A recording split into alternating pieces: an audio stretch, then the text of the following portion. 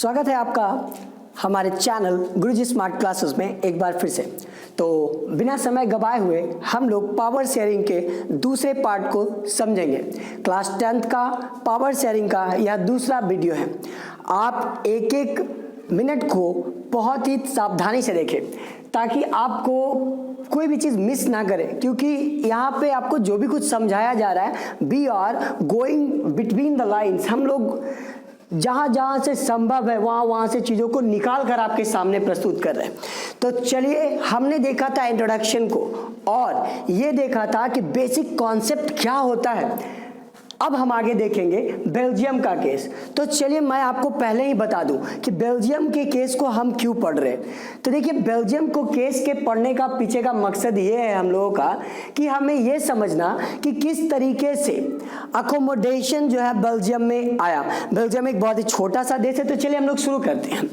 Belgium, look at here, Belgium एक बहुत ही छोटा सा देश है। ये कहाँ है? तो ये यूरोप में है। Belgium is in Europe.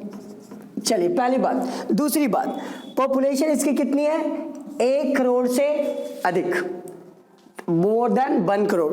तीसरी बात, ये अपना बॉर्डर कहाँ कहाँ शेयर करता है, किस किस देशों के साथ? तो फ्रांस, नेदरलैंड्स, जर्मनी और लग्जमबर्ग, इसके चारों तरफ ये है। तो हमने क्या देखा? बेल्जियम का कहाँ है? तो यूरोप में, एक छोटा सा देश है। इसके पॉपुलेशन 1 करोड़, यानी अब जानिए कितना, हमारे हरियाणा से भी छोटा। अगर हम इससे अपने हरियाणा से अगर कंपेयर करें तो ये हरियाणा से भी छोटा है, लेकिन ये एक देश है। हमारे देश में ऐसे ऐसे बहुत सारे देश बन जाते, लेकिन हरियाणा हमारा क्या है? एक स्टेट है। समझ आई बात? It means it's a very small country. हमें हरियाणा से कंपेयर इसलिए कर रहे हैं ताकि ये बता सके कि ये बहुत ही छोटा देश है, लेकिन समस्या इसकी छोटी नहीं है। चलिए, समस्या पे हम लोग बाद में आएंगे। पहले इस समस्या का जन्म कैसे हुआ? From where does this problems arises, ये कहाँ से अराइज हुआ, इसको समझेंगे। तो चलिए, उसे समझने के लिए हमें एथनिक कंपोजिशन को समझना पड़ेगा। तो बच्चों, यहाँ पर आपको एथनिक कंपोजिशन समझने से पहले आपको समझना पड़ेगा एथनिसिटी। एथनिसिटी में एक वर्ड और होता है एथनिक।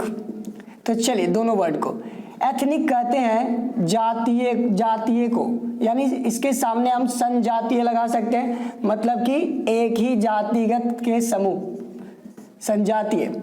अब देखिए, यहाँ पर जो हम बात करें एथनिसिटी, एथनिसिटी का मतलब होता है एक ऐसे ग्रुप ऑफ पीपल, समाज में रहने वाले लोग जिनका इतिहास वो एक जैसा मानते हैं। उनको लगता है कि वो कॉमन, वो जाति कुछ भी हो सकती है, वो अलग अलग जाति के हो सकते हैं, अलग अलग धर्म के हो सकते हैं, लेकिन बच्चों उनका हिस्ट्री सेम है। What is the same? Their descent, मतलब जो उनके पूर्वज एक ही है। जैसे फॉर एग्जाम्पल, हम लोग यहाँ पे मानते हैं इंडस वैली सिविलाइजेशन से जो भी लोग रहते थे उन्हें अपना पूर्वज मानते हैं हम। तो ये अपने पूर्वजों को मानने वाले होते हैं। जैसे देखिए, रोम में जितने भी लोग रहते हैं, मतलब ग्रीस में या जो भी लोग पूरे यूरोप में रहने वाले लोग हैं, सब ये मानते हैं कि वो कहीं ना कहीं एंशिएंट सिविलाइजेशन से बिलोंग करते हैं। तो ये उनका क्या था? रूट था, मतलब वे अपने रूट्स पे ही रहा करते थे।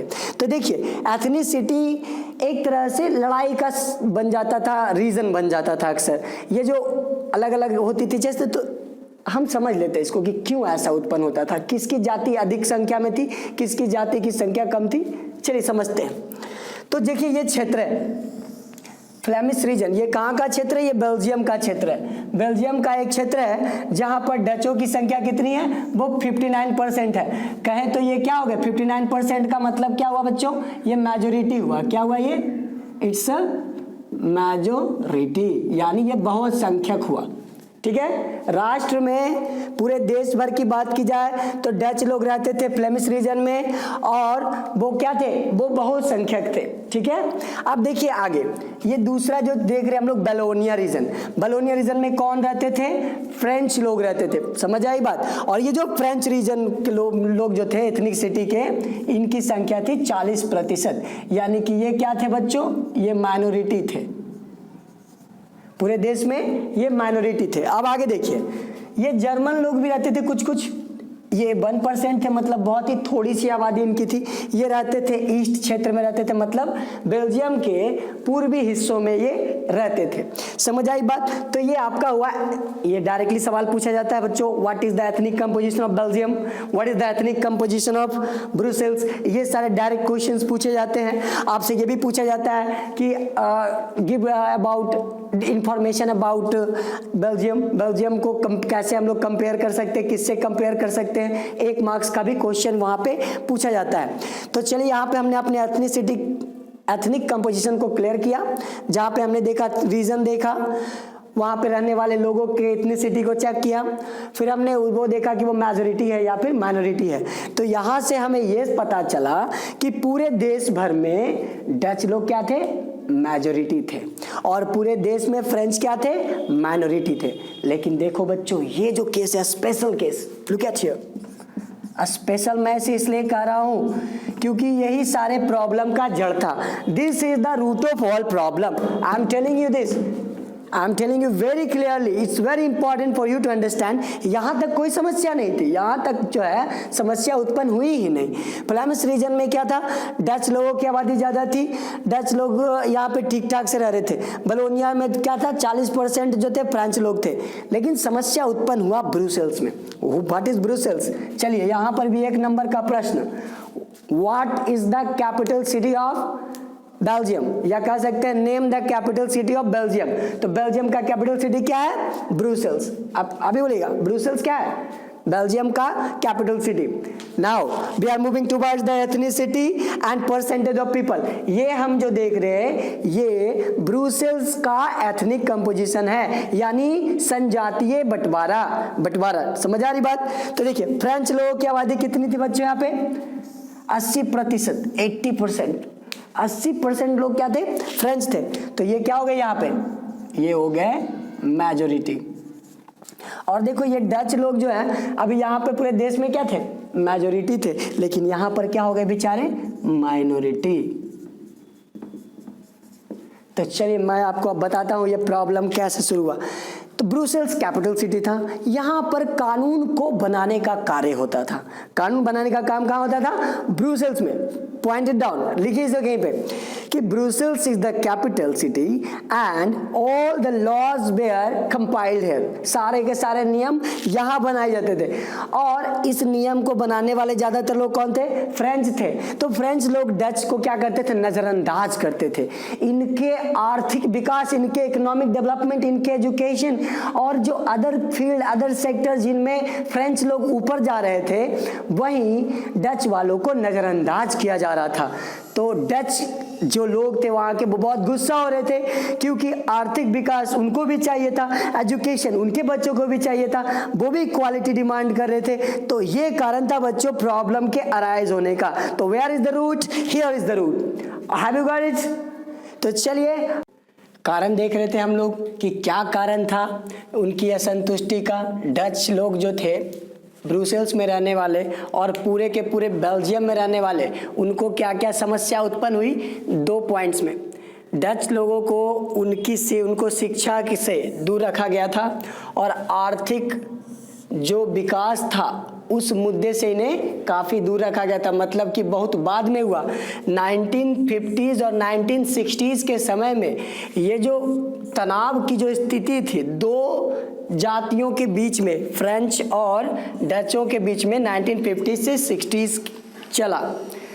तो इसके सॉल्यूशन के बारे में हम लोग एक साथ, और ये श्रीलंका के प्रॉब्लम को एक साथ कैसे वो दूर हुआ उसे देखेंगे। तो चलिए पहले हम देखते हैं श्रीलंका की स्थिति। अब हम लोग चलते हैं दूसरे केस पे। हमने अभी प्रॉब्लम जाना है, आपको भी सॉल्यूशन को जानने का बड़ा बेसब्री से इंतजार होगा, लेकिन हम इसे 2 हिस्सों में इसलिए करें ताकि आपको दोनों बातें समझ में आ जाए।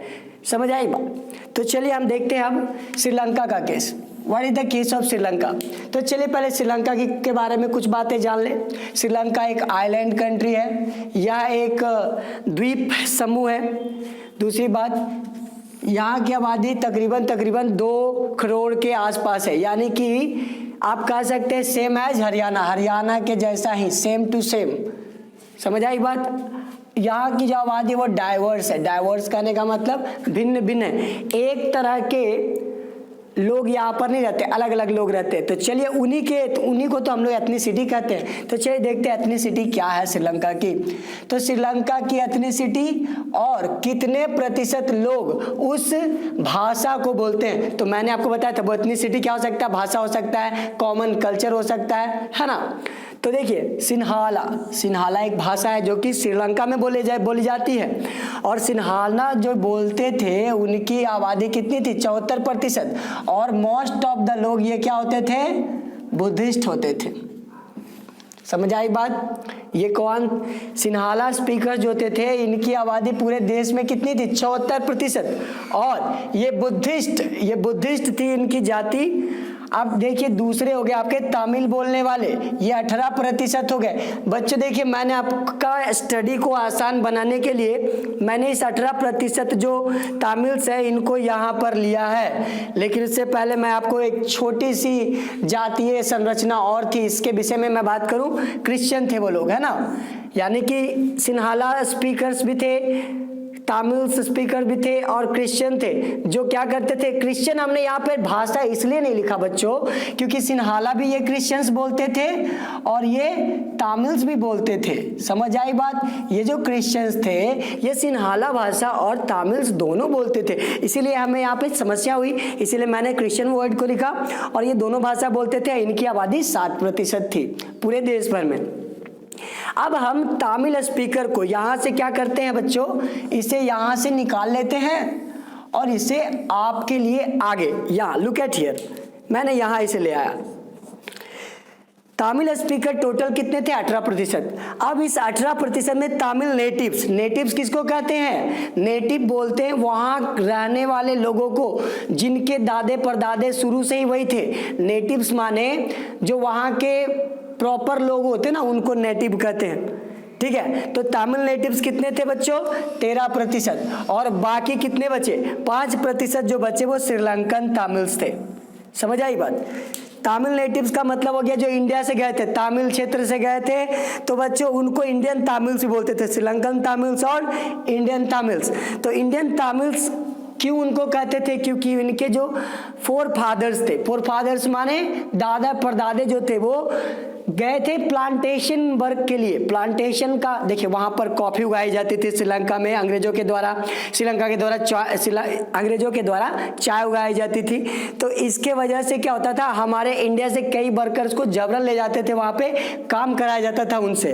तो वहां पे गए तो वहीं रह गए वो, और उन्हें आज श्रीलंकन तमिल्स में नहीं गिना जाता बल्कि उन्हें अलग से इंडियन तमिल्स बुलाते हैं। समझ आई बात। तो ये था एथनिक कंपोजिशन श्रीलंका का। तो चलिए अब प्रॉब्लम को भी थोड़ा सा समझ लेते हैं कि प्रॉब्लम्स क्यों आया। तो प्रॉब्लम आने का पहला कारण, सिन्हाला लोग जो थे इन्होंने अपने आप को प्रधान बनाया। बुद्धिस्ट जो कम्युनिटी थी उसको फॉस्टर किया। फॉस्टर का मतलब होता है उनको ही प्रॉपरली प्रीच कराया गया, उनके ही विषय बार बात की गई, उनको खूब प्रचारित किया गया, ये उनका मुद्दा था। बाकी उनको गवर्नमेंट जॉब्स में उनको मदद मिलती थी सिन्हाला कम्युनिटी वालों को, तो ये सारे प्रायोरिटीज मिलते थे। सिन्हाला कम्युनिटी वालों को प्रिविलेजेस मिलते थे, बहुत सारे विशेषाधिकार जो तमिल्स क्रिश्चियंस इन लोगों को नहीं मिलता था। दे वर डिनाइड ऑफ दैट। तो यहाँ पर जो समस्या उत्पन्न होती है वो मेजोरिटेरियनिज्म की समस्या उत्पन्न होती है, जिसे बहुसंख्यकवाद कहा गया। और जो दूसरा, तो हम लोग इसके सॉल्यूशंस को अगले वीडियो में देखेंगे बच्चों।